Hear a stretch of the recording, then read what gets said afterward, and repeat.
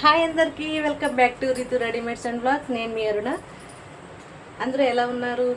నేనైతే చాలా చాలా బాగున్నాను. మీరు కూడా బాగుండాలని మనస్ఫూర్తిగా కోరుకుంటున్నాను. ఈరోజైతే నేను ఇంకో రెసిపీతో మీ ముందుకు వచ్చేసాను. ఆ రెసిపీ ఏంటో కాదండి, బీరకాయ పచ్చడి చేస్తున్నాను. ఈ బీరకాయ పచ్చడికి కావాల్సిన ఇంగ్రీడియంట్ ఏంటో అలాగే ప్రాసెస్ ఏంటో చూసే ముందు మన ఛానల్ని కనుక మీరు ఫస్ట్ టైం చూస్తున్నట్లయితే ప్లీజ్ లైక్ చేయండి, షేర్ చేయండి, కామెంట్ చేయండి. అలాగే మరిన్ని ఇంట్రెస్టింగ్ వీడియోస్ కోసం మన ఛానల్ని అయితే సబ్స్క్రైబ్ చేసేసుకోండి. నేనైతే చిన్న చిన్న బీరకాయలు మొన్న మా ఊరు వెళ్ళానండి, అప్పుడు తెచ్చుకున్నాను. ఈ చిన్న బీరకాయలు మా ఫ్రెండ్ ఇచ్చింది. తను అగ్రికల్చర్లో చేస్తుంది. తను అంటే ఇవి మందులు అవి ఏమీ వాడకుండా న్యాచురల్గా పండినవి కాబట్టి చాలా రుచిగా ఉంటాయి అని చెప్పేసి నేను అడిగి తెచ్చుకున్నాను. అలాగే ఈ 2 బీరకాయల్లోకి అలాగే ఒక 10 పచ్చిమిర్చి తీసుకున్నాను. అలాగే 4 టమాటాలు తీసుకున్నాను. ఇవన్నీ ఇప్పుడు మనం నీట్గా కడిగేసి శుభ్రం చేసి నేను మీకు చూపిస్తానండి. ఇది ఫస్ట్ మనం పేలర్తో ఈ చెక్క అంతా తీసేసుకోవాలి. నీట్గా పేలర్తో నీట్గా క్లీన్ చేసేసుకున్న తర్వాత చిన్న చిన్న ముక్కలుగా కట్ చేసుకోవాలి. చూస్తున్నారు కదా, ఇలా నీట్గా తీసేసుకోవాలి. మనకి మందులు అవి వేసి పండించిన వాటికన్నా మన ఇంటి దగ్గర మన పెరట్లో పెంచుకున్నవైతే చాలా రుచిగా ఉంటాయి. ఎందుకంటే మందులేమీ కొట్టరు కాబట్టి అవి న్యాచురల్గానే పండుతాయి కాబట్టి చాలా రుచిగా ఉంటాయండి.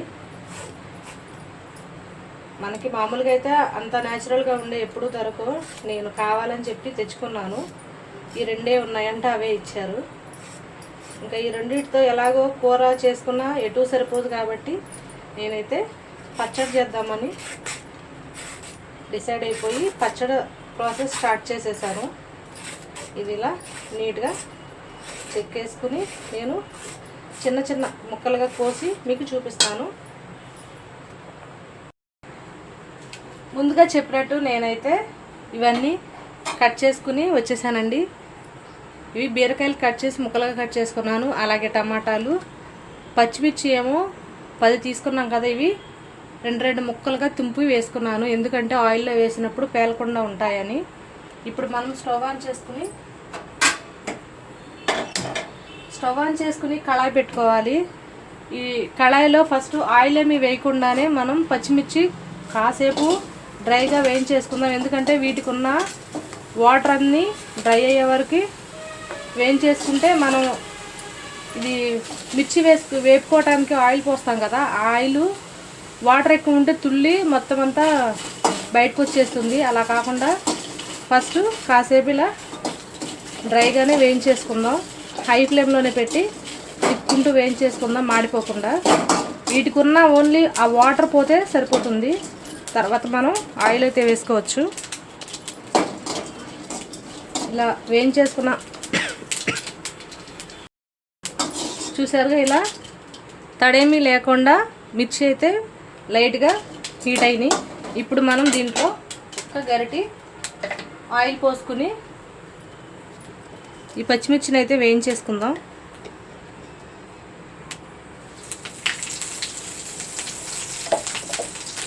మనం ఫస్ట్ కళాయి పెట్టిన తర్వాత ఆయిల్ పోసి ఆయిల్ హీట్ ఎక్కిన తర్వాత మిర్చి వేసుకుంటే ఆ మిర్చికి మనం కడిగినప్పుడు వాటర్ ఉంటుంది కదా, ఆ వాటర్తో పలంగానే మనం వేసేసుకున్నామంటే ఇవి ఆయిల్లో పచ్చిమిర్చి వేసిన తర్వాత అదంతా వాటర్ మూలన పైకి తుల్లిపోతుంది. అందుకే అలా కాకుండా నేనైతే ఈ టిప్ ఫాలో అయ్యి ఫస్ట్ డ్రైగానే మిర్చి వేపుకుంటాను, ఆ తర్వాత ఆయిల్ పోసుకుంటానండి. మీకు కూడా ఈ టిప్ నచ్చితే ప్లీజ్ ఫాలో అయిపోండి. ఈ టిప్ ఎలా నచ్చిందో కూడా ఒక చిన్న కామెంట్ చేసేయండి. అలాగే మన వీడియోస్ చూస్తున్నారు కానీ లైక్స్ అస్సలు చేయట్లేదండి. లైక్స్ చేయండి ప్లీజ్. ఎందుకంటే మీరు చేసే లైక్స్ మన వీడియోస్ని ఇంకొంతమందికి రీచ్ అయ్యేలాగా యూట్యూబ్ అనేది మన వీడియోని ముందుకి పంపిస్తుంది. మీరు ఇచ్చే లైక్ నాకు చాలా ఇంపార్టెంట్. అలాగే ప్లీజ్ సబ్స్క్రైబ్ చేసుకోండి, సపోర్ట్ చేయండి. మరిన్ని వీడియోస్ అలాగే ఇంకా మంచి మంచి డ్రెస్సెస్ కలెక్షన్స్ నేను మీకు చూపించడానికి ప్రయత్నిస్తాను. చూస్తున్నారు కదా, ఇది దోరగా వేగించేసుకుని పక్కన పెట్టేసుకోవాలి. ఇలా మాడిపోకుండా ఈక్వల్గా పచ్చి వాసన అంతా పోయేలాగా వేయించేసుకోవాలి. మనం సగం వేగి సగం వేగకుండా తీసేసుకుంటే ఏంటంటే పచ్చిమిర్చిలో ఉన్న ఘాటు అస్సలు పోదు. పచ్చిమిర్చి చాలా ఘాటుగా ఉంటాయి. అలా ఘాటుగా లేకుండా ఉండాలంటే ఈ మిర్చిని ఆయిల్లోనే మనం సిమ్లో పెట్టి నిదానంగా వేయించుకుంటే లోపలికల్లా బాగా వేగి అంత ఘాటు ఉండవండి.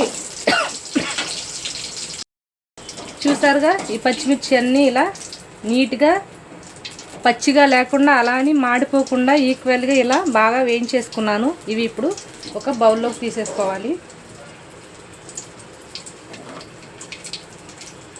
పచ్చిమిర్చి తీసుకున్న తర్వాత దీంట్లో ఆయిల్ ఉంది కదా, ఈ ఆయిల్లోనే మనం బీరకాయ ముక్కలు కూడా వేసేసి ఫ్రై చేసేసుకోవాలి.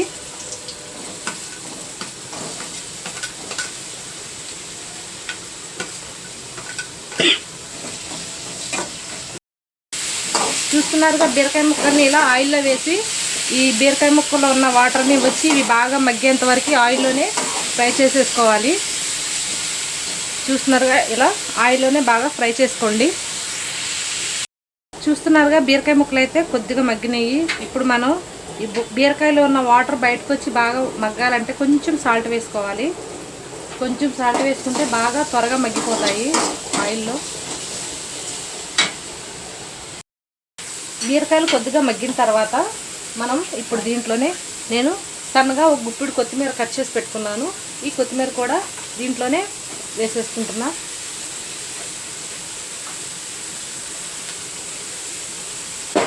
కొత్తిమీర వేసుకుంటే కొంచెం బాగుంటుంది.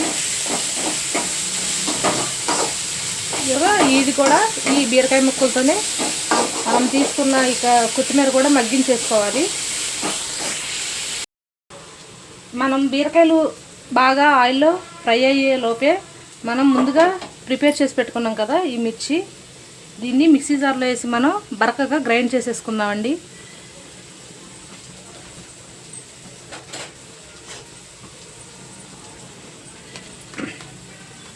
ఈ మిర్చి వేయించుకున్న మిర్చి అన్ని మిక్సీ జార్లో చల్లారిపోయిన తర్వాత మనం కొంచెం మిక్సీలో వేసుకున్న తర్వాత చూసారుగా 3 అంటే 3 వెల్లుల్లిపాయ రెబ్బలు, రుచికి సరిపడినంత గళ్ళుప్పు,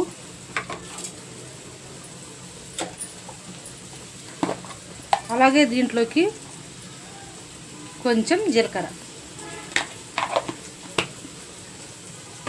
ఇవన్నీ కలిపి ఇప్పుడు నేను కొంచెం బరకగా మిక్సీ పట్టేసుకుంటాను. అలాగే మనకి ఈ బీరకాయ కూడా వేగిపోయిందండి. ఈ బీరకాయ ముక్కలను కూడా ఆయిల్లో నుంచి తీసేసి ఒక బౌల్లో వేసుకుని కొంచెం సేపు చల్లారబెట్టేసుకోవాలి. కొత్తిమీర అలాగే ఇంకా బీరకాయ బాగా వేగిపోయింది కదా, ఇది చల్లారేలోపు మనం ఈ టమాటా ముక్కలను కూడా ఆయిల్లో వేసి దీన్ని కూడా ఆయిల్లోనే సిమ్లో పెట్టి మూత పెట్టేసి మగ్గించేసుకోవాలి. సిమ్లో పెట్టి మగ్గించుకుంటే మూత పెట్టి బాగా మగ్గుతాయండి. అది మనం హైలో పెట్టేసామంటే సాఫ్ట్గా కుక్ అవ్వకుండా ముక్కలు ముక్కలుగానే ఉంటాయి. నాకు అలా ఇష్టం ఉండదు. అందుకనే ఇవి కొంచెం సిమ్లో పెట్టి ఆయిల్లోనే ఇలా మూత పెట్టేసి మగ్గించేసుకుందాం. ఓకేనా? ఈ టమాటాలు కొంచెం మగ్గిన తర్వాత నేను చింతపండుని శుభ్రంగా ఇసుక తుక్కు ఏమీ లేకుండా నీట్గా కడిగేసుకున్నాను. ఇప్పుడు ఈ చింతపండు కూడా మనం ఈ టమాటాలతోనే మగ్గించేసుకోవాలి. చూసారుగా ఇది కొంచెం ఇంకా మగ్గాలి, సాఫ్ట్గా మగ్గితేనే బాగుంటుంది. ఇలా మూత పెట్టి ఇంకా మగ్గించేసుకుంటానండి. చూస్తున్నారుగా నేను ఇలా బరకగా మిక్సీ అయితే పట్టేసుకున్నాను. పచ్చిమిర్చి, వెల్లుల్లిపాయ, జీలకర్ర, గళ్ళుప్పు వేసేలా బరకగా గ్రైండ్ చేసుకున్నాను. ఇప్పుడు దీంట్లోనే మనం ఈ బీరకాయలు మగ్గించేసాం కదా, బీరకాయలు అలాగే కొత్తిమీర ఈ మిశ్రమాన్ని కూడా ఈ మిక్సీ జార్లోనే వేసుకుని ఇది కూడా కొంచెం బరకగానే గ్రైండ్ చేసే మిక్సీ పట్టేసుకోవాలి. బాగా పేస్ట్ లాగా అయితే పట్టుకోవద్దండి, రైస్లో కదా, కొంచెం బరకగానే పట్టుకోవాలి. అదే మనం ఇడ్లీకి కానీ దోశ కానీ అయితే ఫైన్ పేస్ట్ చేసుకోవాలి. మనం రైస్లోకి కాబట్టి అంత ఫైన్ పేస్ట్ ఏం చేయాలని అవసరం లేదు. ఇది గ్రైండ్ చేశాక మళ్ళీ ఇంకోసారి చూపిస్తాను మీకు. చూస్తున్నారుగా బీరకాయలు కూడా ఇలా సాఫ్ట్గా మగ్గిపోయాయి ఆయిల్లోనే. నేను అలాగే ఇట్లా బరకగా మళ్ళీ బీరకాయ ముక్కలు కూడా వేసి గ్రైండ్ చేసేసుకున్నాను. ఈ టమాటాలను ఇప్పుడు కాసేపు ఈ వేడంతా పోయే వరకు ఫ్యాన్ గాలికి నేను ఆరబెట్టేసుకుని తర్వాత మిక్సీ పట్టుకుంటాను. చూసారా, ఇట్లా గ్రైండ్ కాదు మిక్సీ పట్టేసుకున్నాను. ఇలా కొంచెం బరకగానే మిక్సీ పట్టుకోండి, ఈ పచ్చడిని బాగుంటుంది. నేను పక్కన రైస్ కూడా పెట్టేసుకున్నాను. ఇప్పుడు మనం ఈ పచ్చడికి పోపు పెట్టుకోవాలండి. ఈ పచ్చడిని పోపు పెట్టేసుకోవాలి. పోపు పెట్టుకోవడానికి ముందుగా ప్యాన్ పెట్టి ప్యాన్లో 2 గరిటెలు ఆయిల్ పోసుకుని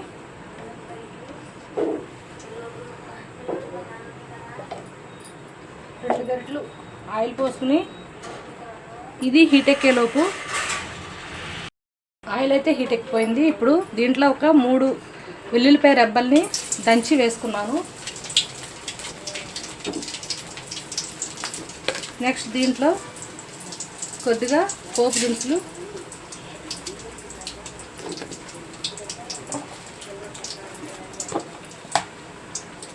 అలాగే కొంచెంగా జీలకర్ర,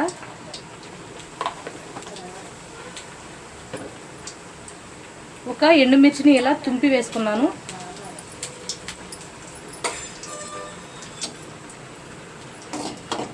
ఇవి మాడిపోకుండా బాగా నీట్గా దగ్గరుండి వేయించేసుకోవాలి. పోపు అంతా మాడిపోతే అస్సలు టేస్ట్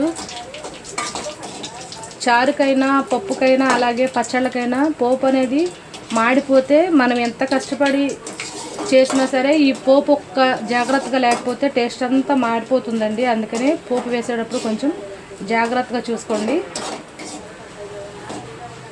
ఇలా ఇది నిదానంగా సిమ్లో పెట్టి వేయించుకోండి, లేదంటే శనగపప్పు వేగదు, ఎండుమిర్చి వెల్లుల్లిపాయ ఏమో మాడిపోతాయి.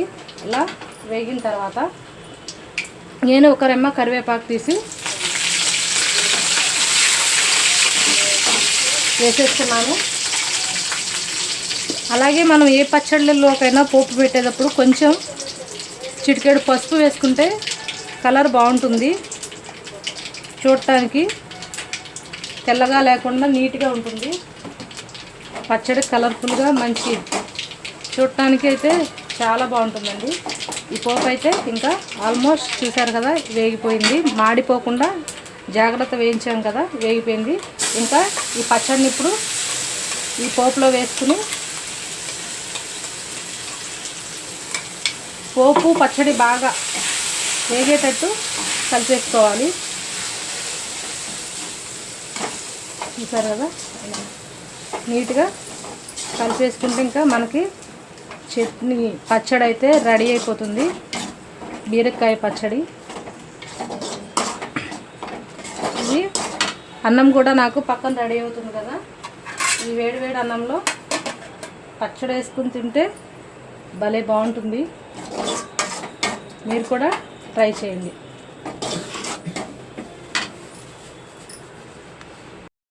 చూస్తున్నారుగా మనకి వేడివేడిగా బీరకాయ పచ్చడి రెడీ అయిపోయింది. ఇట్లా టేస్టీగా మీరు కూడా ఈ బీరకాయ పచ్చడిని అయితే చేసుకుని ఈ టేస్ట్ని ఎంజాయ్ చేయండి.